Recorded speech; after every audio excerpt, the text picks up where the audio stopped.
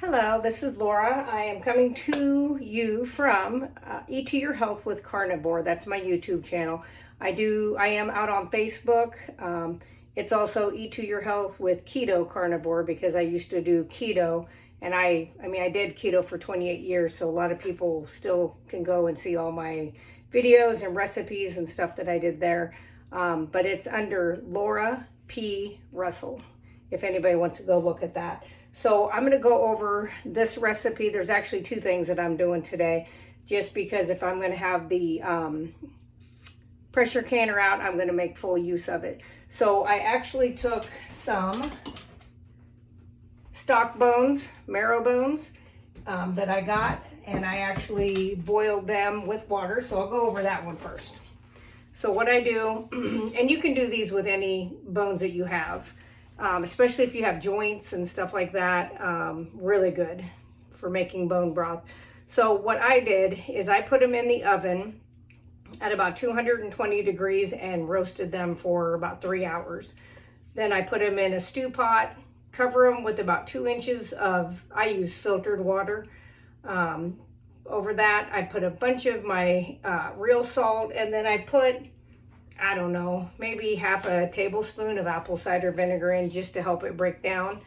And I did that at least I did that for 4 hours.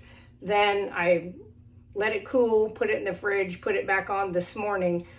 We went out and put up a bunch of deer cameras, a bunch of deer blinds, stuff. So I let it do that for about another 4 hours. Some people just do it overnight. It's whatever you feel safest doing. So the recipes that I have followed before said to strain all the pieces out. Mine just had a little bit of fat and the bone marrow that had cooked into it. I don't do that. So my broth is not clear. So because what I do is I leave that in there, and I actually take an immersion blender so that the fat, the gristle, all that stuff is broke down into the broth. That's my personal thing. You don't have to do that. You can strain it out and it's going to look like what you would expect out of a box that you get from Walmart. So normally you would only put these under 10 pounds of pressure for 25 minutes, but I'm going to do it for the same amount of time. Let me fix this. I'm going to do it for the same amount of time that I'm doing the beef, which you can do. I've done it for longer times. So I'm going to do that. As with this recipe, anytime you use a pressure canner, you want to let it, you turn off the heat to it and you let it sit for an hour. You don't mess with it. Go do something else. It's not something you want to do when you're on a time crunch. You definitely want to have some time that you can devote to that. But you want about an hour, and then you're safe to go out there and remove the lid. I would never recommend touching the lid and messing with it. I've never had one explode. I've heard of that from back in the day. They didn't have safety catches on them. The one that I have, I can't imagine it would ever do it. So what I'm doing here is I have cut up a bunch of meat. It was actually a roast, and then also a T-bone steak. I'm going to keep the bones, of course. I'm going to put them in my bag and put them in the freezer for the next time I do bone broth.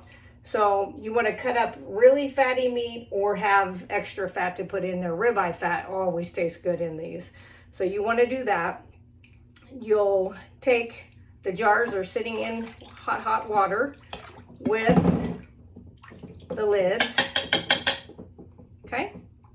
So you want those nice and warm. That makes that seal that's up in the top of the lid pliable, and you'll get a better seal. I really have never had trouble with ball. There's been other companies that not so good. I ordered a large pack of those a year or two ago when they were getting extremely hard to find, and they were supposed to come from one place and they came from China, and every one of those that I've tried to use did not work. So they're in the trash. Because now that I can buy these, I bought enough for a couple lifetimes. So with this, you'll take your jar. I recommend doing this, keeps the stuff off of the rim. Put it down in your jar. You'll want to fill the jar to about 1 inch headspace, okay? And then that's when I add my salt. Now I use Redmond's real salt. Some people use that Celtic salt. I don't think it matters. I wouldn't use table salt. I'm not sure about a lot of the sea salt you get at the stores. Not even sure about some of the pink Himalayan salt. Don't know.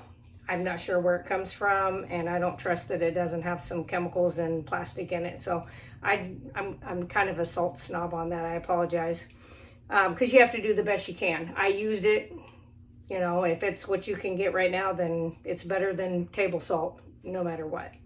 So anyway, you'll leave that. You'll put the salt in, and I'll show you. I'll go through this. This is going to be a longer video than I normally make. I had somebody request to kind of see how that whole process, getting them into the canner and all that stuff was. I don't normally like to do videos this long because I think people get bored and then they take off, which is fine. But hopefully the person who requested this will see this. And I'm not keeping it on for the hour and 15 minutes while they cook. I will show getting the lid on and lighting it and stuff like that. And then I'm going to stop the video, and then I'll come back with a picture of what they look like when they're done. So the other thing is, when these are done and you've let them set for the hour, you know, and it's safe to take the lid off, when you bring them in the house to let them finish, as they cool off, you should hear the lids pop. Once that happens, I clean the tops off. I take the rings off.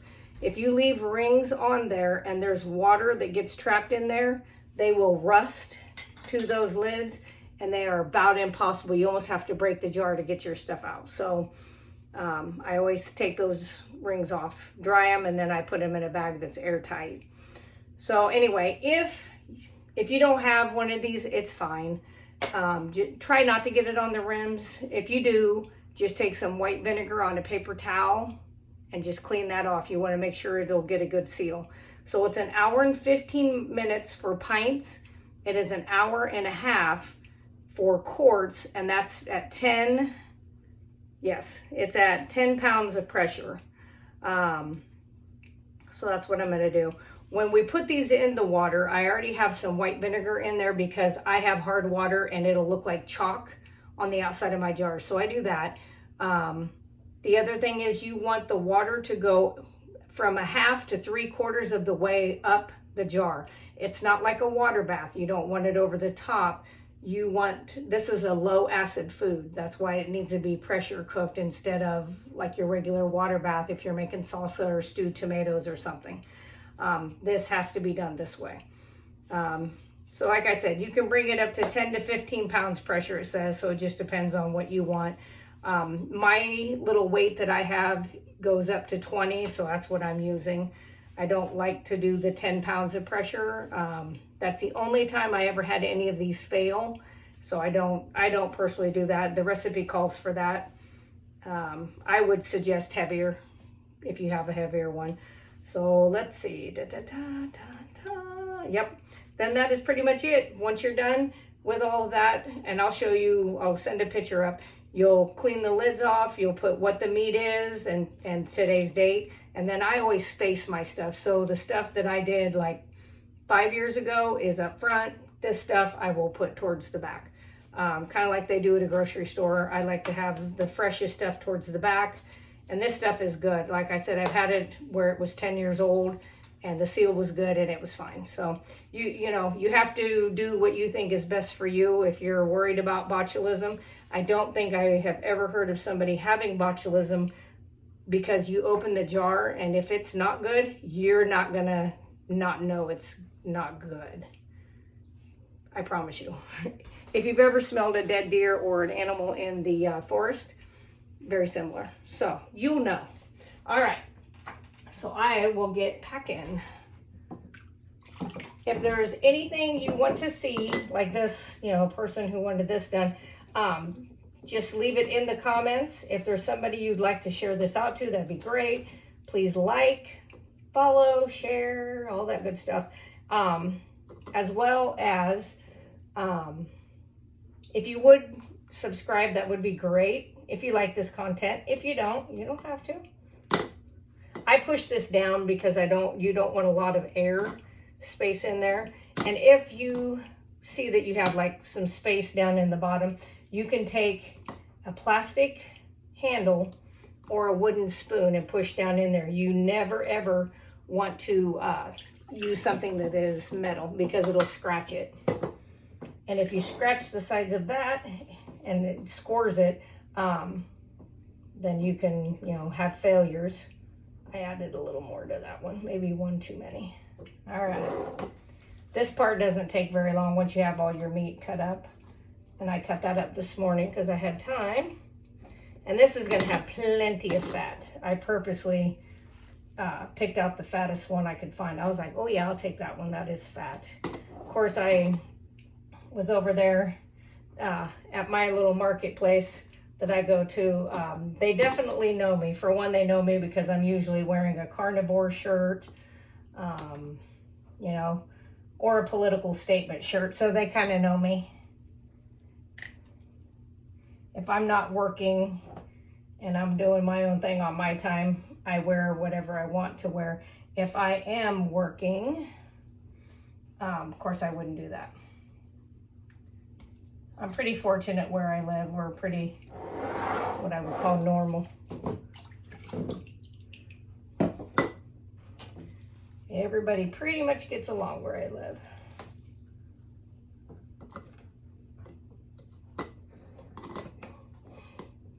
And these do not have to be packed in. They're really, really tight.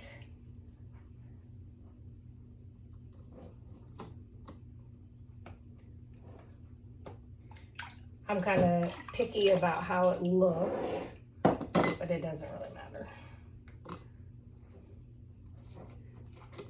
My arms are, I'm not sore, but they are definitely tired from putting up the deer blinds and the cameras and getting all that stuff done correctly today. That was, whew, lots of tall grass and stuff that we needed to get out of the way. And we have one of those sickle bar things that you use, like, looked like I was golfing. I was kind of doing Happy Gilmore.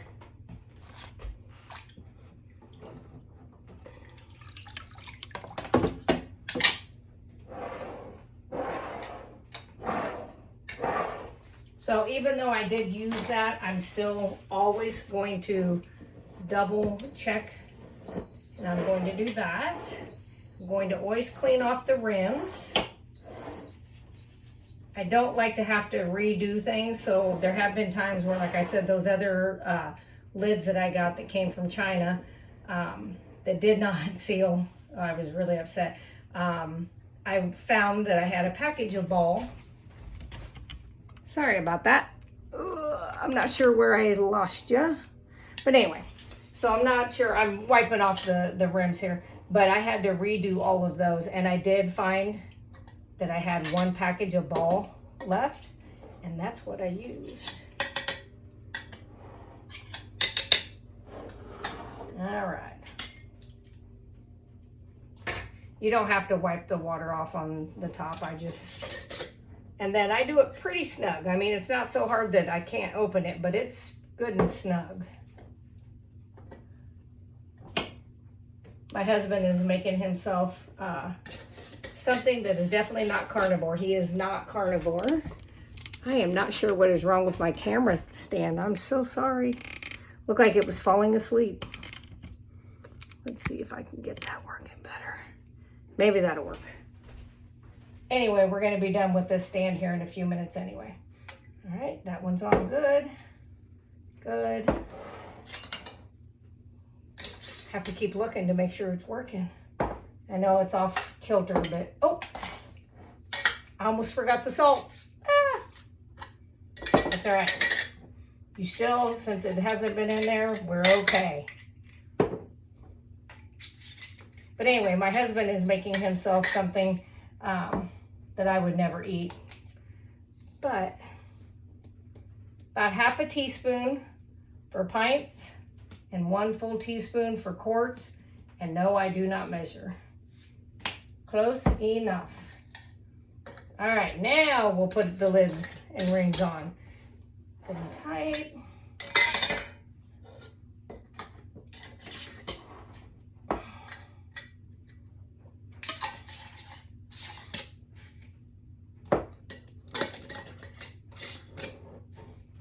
All right, so I put those in here so that I can carry those out. Clean this up.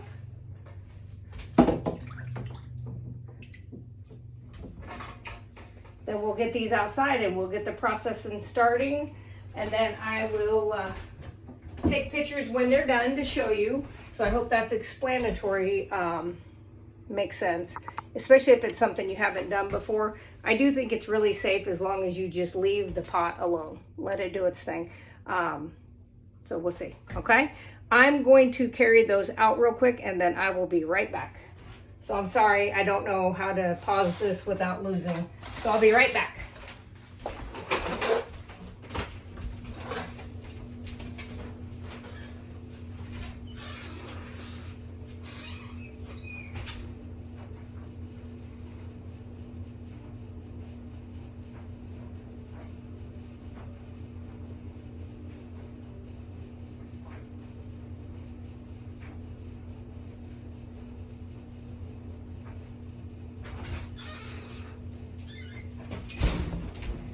Okay, that was